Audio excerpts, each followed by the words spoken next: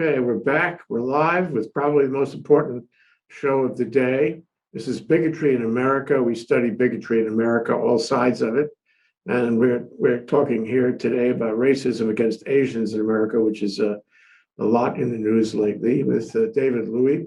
David used to be the Attorney General of the state of Hawaii, and now he's a practicing lawyer. And P.S., full disclosure, he's a member of the board of directors of ThinkTech Hawaii, and we are so happy we know him. David, thank you for coming on the show. Thank you, Jay. This is a hugely important topic, and thank you to you and all the viewers who are watching this and thinking about these very serious issues.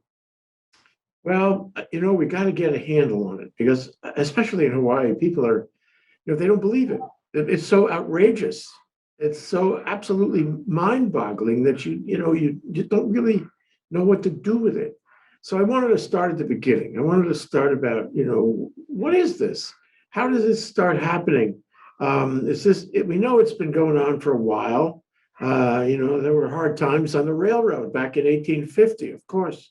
But where did it start? Where did this tribalism thing start in American culture and in America? Well, I think it started from the beginning with Manifest Destiny and the exploitation of lands and the taking away of Native American lands and breaking their promises and the treaties and things like that. And then slavery, bringing in slaves who were Black people from Africa and exploiting them and taking all of their labor. So it's been going on forever. You make an interesting point. And the point I take is that slavery was part of the culture, right from the Constitution forward. And so it gave license to people. It gave license to people to have racial division, racial bias, racial prejudice and hatred. Because if you could do it to one group, you could do it to other groups too. I think that's true. And, I don't want to get too theoretical and technical, but it has its roots in capitalism and the exploitation of labor. And all this labor was brought over here. Black labor was brought over as slaves. The Chinese came to build the railroads. They were exploited. Japanese came in to also, be labor, and they were exploited. And Native Americans and Latinos have always been exploited. So this has been going on forever. We have the interesting diametric of the twin poles of our better angels on this shoulder with the high ideals of equality and independence and freedom, and on this shoulder the low ideals and ugly reality of hatred and racism and trying to exploit other people and take what they have. But you'll have to agree with me that over recent years, hatred, bias, racism against Asians has increased, hasn't it? Well, this year it has really come to the forefront. The interesting thing about Asians is that there has always been systematic racism that has occurred over the years. We had the Chinese Exclusion Act, where Chinese were regarded as the yellow peril. They were prevented from coming into the country. We had the demonization of Japanese in World War II, where they tried to describe how Chinese were different because they were the good Asians and the Japanese were bad because we were at war with them, although you couldn't really tell who was Japanese and who was Chinese. And then you had the internment in World War II, 120,000 people, American citizens, taken away and put in concentration camps. So that's all occurred, but then in the 1940s, after the internment, you had this myth of the Asian Americans as the model minority, the good minority. They weren't as bad as Blacks or Latinos. They weren't out demonstrating, protesting. They were just sucking it up and living the American dream. Now, that was all a myth. And sometimes Asians played into it because people wanted to get ahead. People wanted to get their piece of the pie. And some Asians got it. Chinese, Japanese, some Asians got it. But there were lots of Asians who were left behind. And there were a lot of Pacific Islanders Filipinos have been left behind. Native Hawaiians have been left behind. That has been a myth. But No. things were damped down. Let me add that a lot of Jewish people have been left behind too. Absolutely. I mean, there's been anti-Semitism forever. Okay, even though Jewish people are white, it's hard to tell. I mean, I can't tell who's Jewish and who's not always.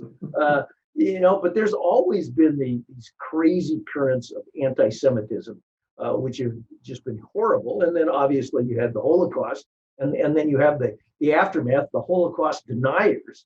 I mean, it's really awful. But I will say this: for a period of time, it appeared after the Civil Rights Act, after the 1960s, that things had damped down, that we were moving in a better direction, that the arc of history was bending towards social justice. And then we had the election of Barack Obama in 2008.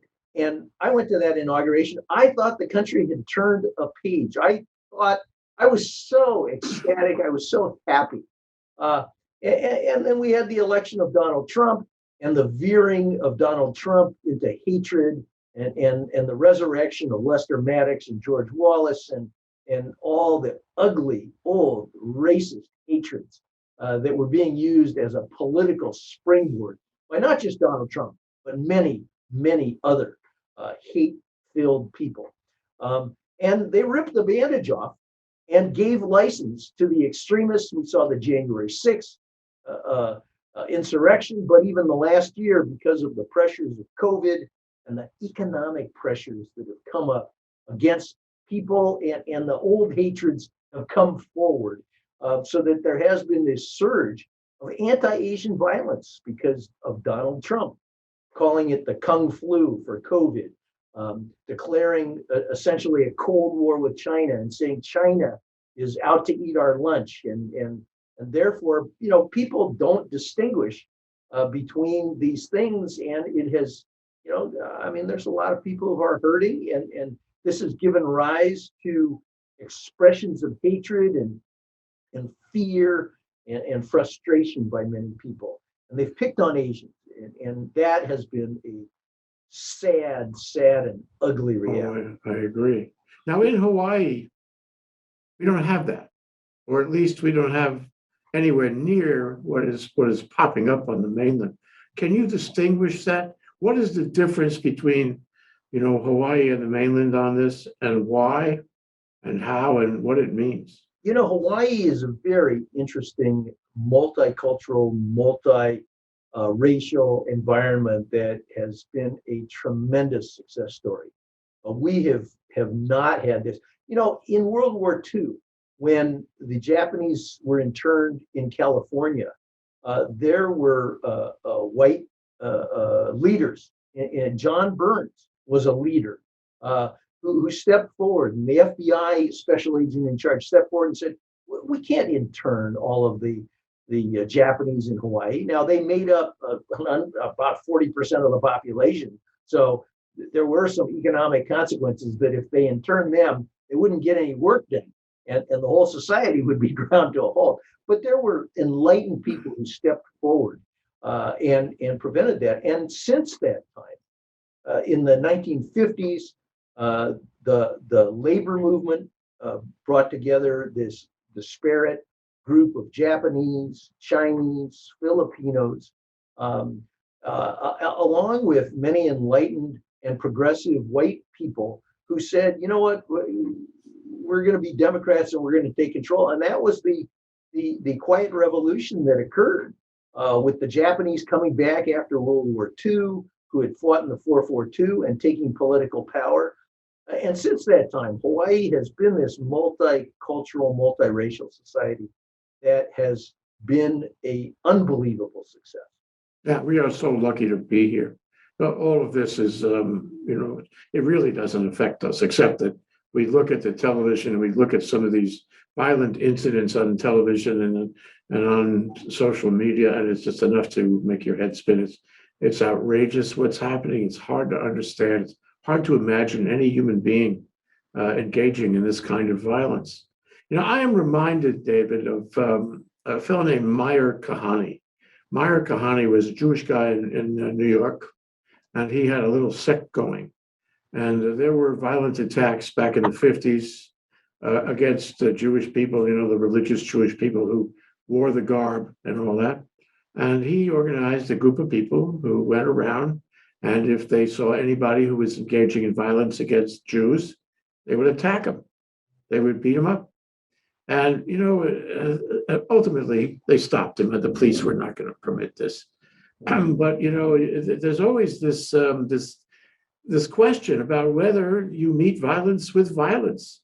And I wonder, if there's a strain of that going on anywhere on the mainland or potentially here, where Asians are so offended by the violence against Asians, they think about, reciprocating. There was this one viral video going on right now, and I think it's a true viral video. It's a real video of an attack by some guy against an Asian in a subway car, probably in Manhattan. And the guy happened to be a fighter, jiu-jitsu fighter or something. And he knew the victim, and he knew how to deal with this. And he just slammed the man down. And everybody in the subway car was applauding. Yeah, Jay, I think those are one-offs. Asian people do not tend to be violent and generally have respect for authority. That, I don't want to overgeneralize, but that has been my experience. And thank God for that. I haven't seen any instances of vigilantism or people organizing to go out and beat up other people or try and protect people. There are organized efforts. There's efforts in the government. Mazie Hirono is sponsoring an anti-Asian hate crime bill. And actually, John McConnell and some of the Republicans are coming on board with a similar type of bill, and I hope it passes. There are organized ways of that people are GoFundMe crowdsourcing and providing taxi rides to Asian people and encouraging people to walk together. But there's not been, to my knowledge, an organized retaliation of violence. And I thank God for that, because I agree. Absolutely. I agree. But I have seen footage of neighborhood watch groups, Asian neighborhood watch groups walking through, for example, Chinatown in New York. And they don't engage in fisticuffs, but they're there as a presence. They can see what's happening and they can make a call. And they tend to act as a deterrent. Right. I think that is appropriate to have that kind of deterrent. I just think we don't want vigilantism, and we don't want an escalating cycle of violence. We have to allow the police to come forward and government agencies to come forward. Yeah. So you talked about Congress, and I was going to ask you about that. First of all, there is a bunch of laws about hate crimes. Do they fit on this? Is it worth making that kind of prosecution on this, or is it not a law that you can rely on? Proving intent and proving hate is not easy, but it can be done, and it just depends upon the facts. And I absolutely believe that hate crimes should be prosecuted, because it is important to send a message to people, to send a message to people who are either deliberately thinking about doing these kinds of things, to say, stop, hey, you're going to get an enhanced sentence and you're going to go down for this. And also to keep people back who might be on the fence and might be thinking about these kinds of things. It's important for government to step up and make those statements, because look, when government speaks, people listen. Donald Trump unleashed this whole crazy mess because he gave voice to these despicable sentiments. So what is happening with Mazie Hirono or Congress about bills that deal with racism against Asians? What can you say in such a bill to have an effective result? Well, I think you can enhance criminal penalties. You can enhance criminal sentences for these things, and you can declare certain types of crimes against Asians and against Blacks, Latinos, Native Americans, any kind of racism, even against gays, lesbians, women, Jews, and any type of fight. hateful hate crime should be illegal and prosecuted. I am very grateful that nationally President Biden has spoken up against anti-Asian hatred, the Asian hatred crimes that he's spoken against, because it shines a spotlight on it. And it does two things. One, it tells people they shouldn't do that. And two, it tells Asian Americans, hey, you're not alone. We're not going to allow this kind of stuff to go down against you and your communities. We're all in this together, which I believe is the appropriate thing for the government to say. Well, yesterday now, David, I know you were there with Carol Munley and many others. There was a program about this. I guess it was on Zoom like this right now. Can you talk about that program? This was done by Helen Zia and others. Absolutely. So this was the Better Tomorrow program. It's a series that talks about these things, and Helen Zia was the featured speaker. Helen is a noted Asian American activist who first started organizing and speaking out around the Vincent Chin murder. Vincent Chin was murdered in Detroit in the early 70s when Detroit was having its lunch kind of eaten by the Japanese cars. And so there was all this anti-Japanese sentiment. These two Detroit auto workers, decided to attack Vincent Chin, who was out he was a Chinese guy, which shows you can't tell who's Japanese and who's Chinese, but it was just a anti-Asian thing. And they beat him to death. And then they didn't get any significant punishment for it. The judge just let them off. And so there was organizing around that, and it called out a spotlight on anti-Asian violence that was occurring. And Helen talked about that. She talked about the historical roots of anti-Asian violence, of anti-Asian sentiments, about all of these things historically, and also drew the parallels in the larger theoretical sense of capitalism, imperialism, all of these cross currents that have occurred to oppress and subjugate and exploit people of color, and to hold them down, and that it's important for all of us to look at these things, to call it out, and to do something about it, and to be aware of these things. So it was a great program. Well, programs like that are valuable for the public conversation, because the public conversation has a lot to do with this. And you may think it's everybody in the room is of the same mind, but the fact that the public conversation takes place, has a meaning beyond the participants. But the other thing you mentioned, and I'd like to dwell on it a little bit. So President Biden says, we shouldn't do that. And it's a bully pulpit, just the way Trump had used the bully pulpit to enhance racism in this country, all kinds of racism. And I suggest to you, and you've been close to government, you've been close to leaders in government, and I suggest to you that has a lot to do with the way this works. That if the leader gets up and says, this is not acceptable behavior, you may not do that, and there will be consequences, and I promise you, that there will be consequences.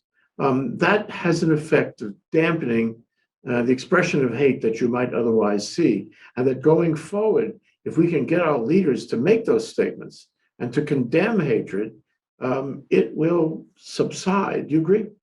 I absolutely agree with that.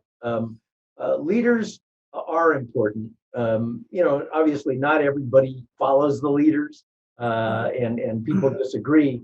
But when a leader calls something out, especially on social justice issues, I think it's hugely important to everyone as a marker and as a guide of what is acceptable and appropriate behavior. That's how we're going to bend the arc of social justice in the proper direction.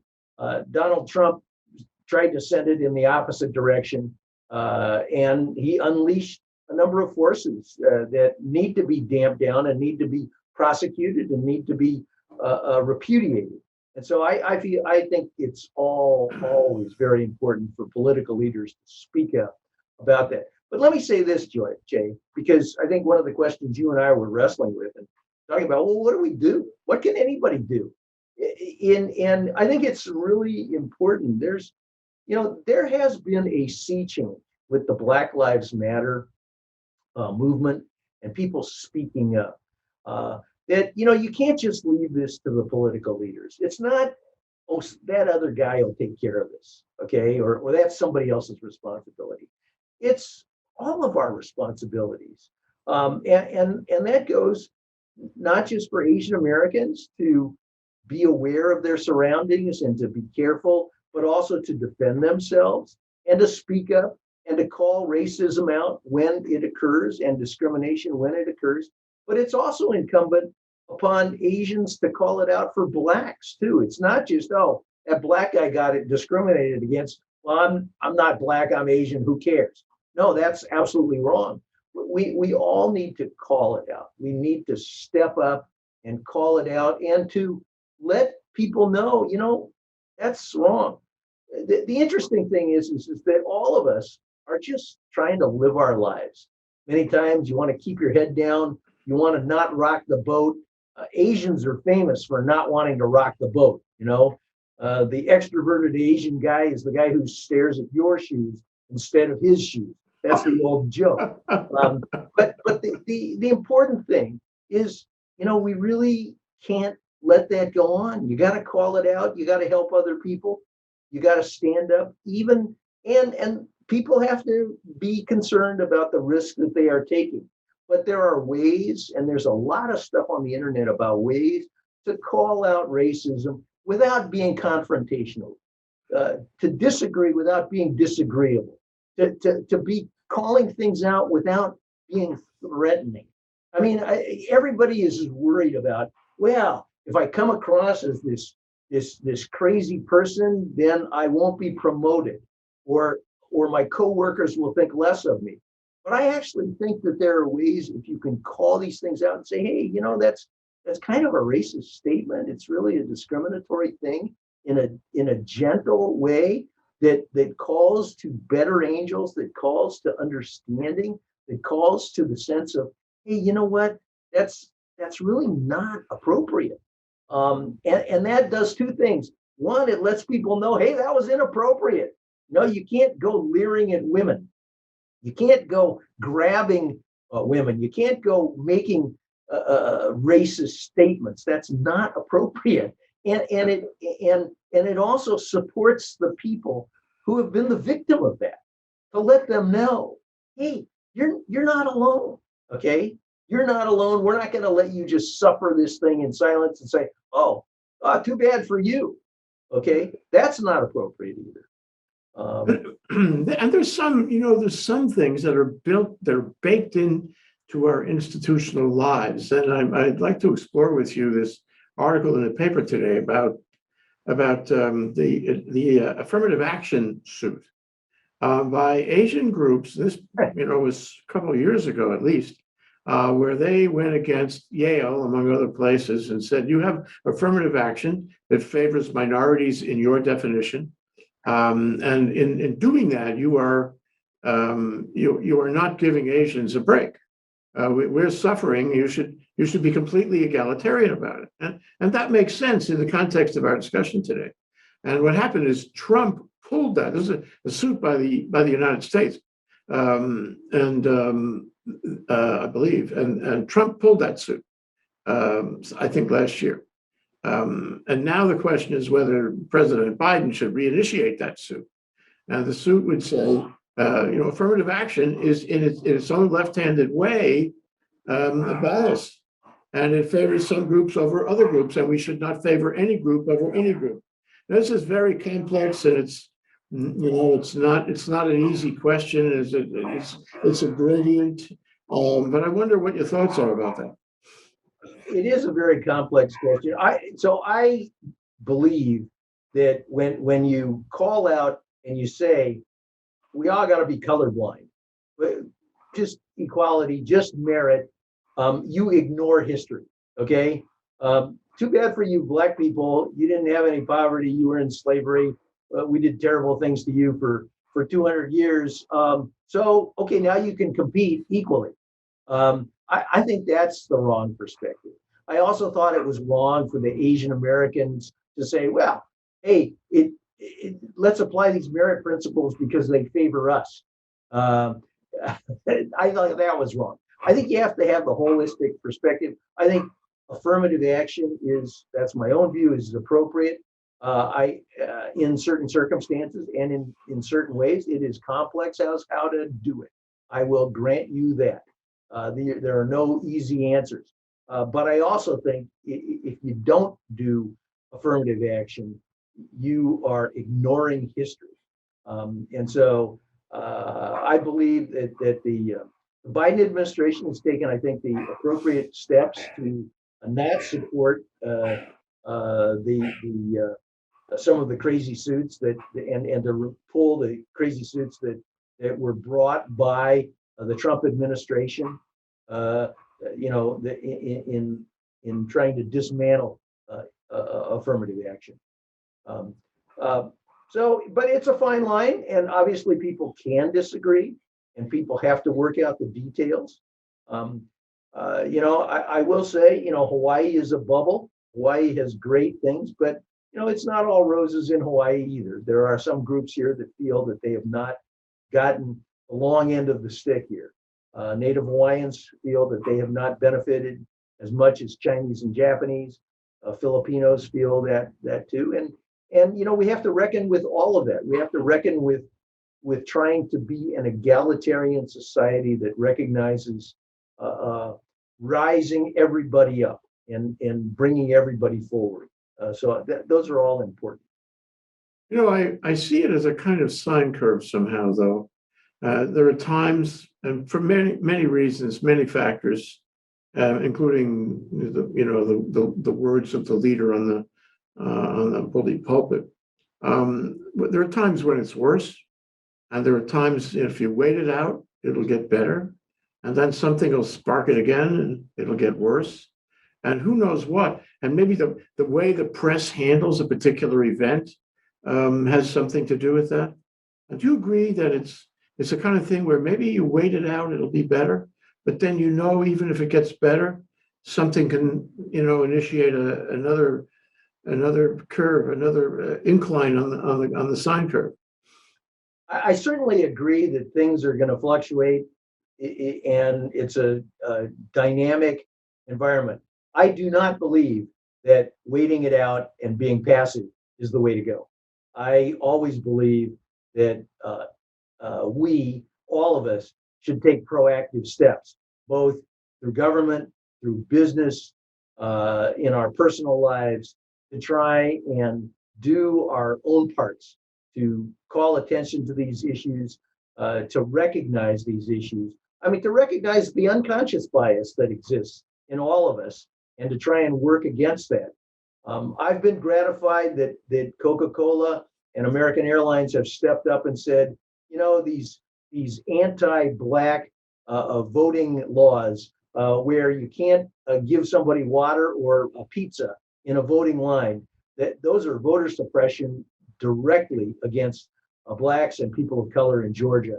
And I think it's appropriate that people step up and call it for what it is, and try and work against that. So I always believe that people should be proactive and take action.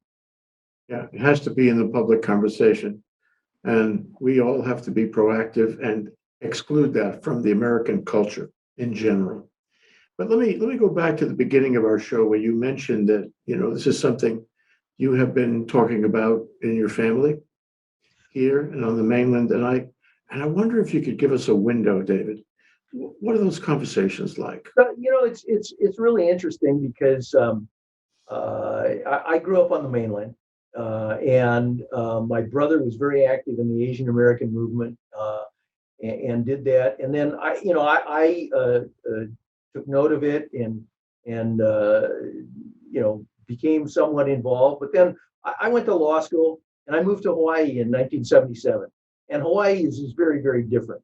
And so I for the last 20 plus years, while my kids have been growing up, 30 years, my kids have been growing up, neither I nor my brother have spent a lot of time talking about all of these discrimination issues. It's sort of like, do you want to have that conversation about sex with your kids? When is the right time to have that? Right. When is the right time to have the conversation about racism? Well, if you're black, it was in your face, and you had to have that conversation when they started to come of age. But for Asians in Hawaii and for many Asians on the mainland, there really wasn't that same kind of pressure. So we didn't do that kind of a thing. But with this spike of anti-Asian violence, we have been having these emails and conversations to try and educate, our nephews and nieces and my sons and daughters about some of the hatred that's out there, and some of the things that they need to be aware of just to protect themselves, to stay safe. We want them all to be safe. We want everybody to be safe. And so we've been surfacing these things, and I think our nephews and nieces have been, kind of going, oh, interesting. And they're not quite sure how to react either, because they haven't had some of these, moments or some of the education, or looked into the historical roots and underpinnings of all this stuff. They've just been trying to lead their lives and get along. But it's a dimension, and in some ways, I think it's great that we've been doing it, because these are important issues that need to, at least we surfaced it. At least we came forward and started talking about these things. I'm glad we didn't wait any longer, because everybody needs to know these things and to be part of this conversation. It's really important. Yes, and it brings you together as a community, and maybe that's a positive. Although I'm sure we'd all prefer not to have to deal with it at all. Zero. Right. And we did start talking about it in our family, about the Black Lives Matter thing. Even before the anti-Asian spike in violence. But all of those issues blend together. It's all, whether it's discrimination and racism against Blacks or Asians, it's all bad, and it all needs to change. What's your prediction? My last question today. This is a hard one. Nobody gave you a rose garden on this one. What's your prediction about this? Is how long is this going to go on, and what is the future of it? I am sad to say that I think it's going to be a bumpy road ahead. Donald Trump gave voice to a lot of hatred and gave license to a lot of hatred being spewed, and he let the genie out of that bottle. And it is bad. I think it's bad. But on top of that, you have tremendous economic pressures in the world today. You have COVID. You have people going hungry, and people frustrated, people losing jobs. And now they are giving voice to their fears and their hatreds and their anxieties. And so I think there's going to continue to be this type of racist behavior, this type of misogynistic behavior, discrimination against gay, lesbian, transgender people, and people of color. And I'm sad to say that. And with the advent of economic competition with China, there is going to be this demonization of Chinese people, and there won't be a discriminate. That people won't just be able to separate out Chinese and Japanese. It'll be the reverse of the way it was in World War II. Now the Japanese will be considered our allies, and they will be the good Asians, while the Chinese will be the bad Asians because they're trying to eat our lunch. And so I just see that this is going to continue, and that's why I say it's super important for all of us to recognize this and call it out for what it is, both at government levels and in business and in community groups and in personal levels and in the workplace. It's just a very important thing for us to make the world a better place and to bend the arc of social justice in the right direction, for people to really step up and not be not be passive about this. Thank you, David. David Louie, former Attorney General of the State of Hawaii, now practicing attorney downtown. So nice to know you. So nice to have you on the show. Thank you so much. Thank you so much, Jay, and thank you. I really appreciate your thoughts. Aloha.